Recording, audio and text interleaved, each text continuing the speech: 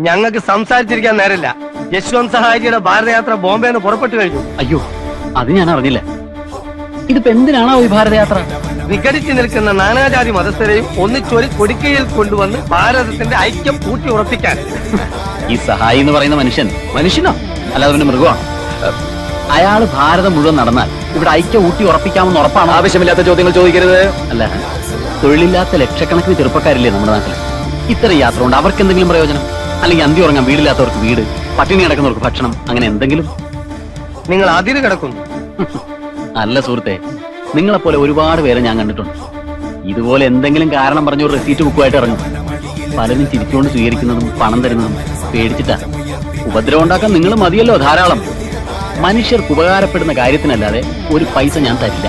Mister, ഭരണകക്ഷിയാണ്, നിങ്ങൾ ഇതിൽ ദുഃഖിക്കേണ്ടി വരും. ഈ കസേരയിൽ ഇത്ര കാലം ഇരുന്നോളാമെന്ന് ഞാൻ ആർക്കും വാക്കുകൊടുത്തിട്ടില്ല. അത്യാവശ്യമുള്ള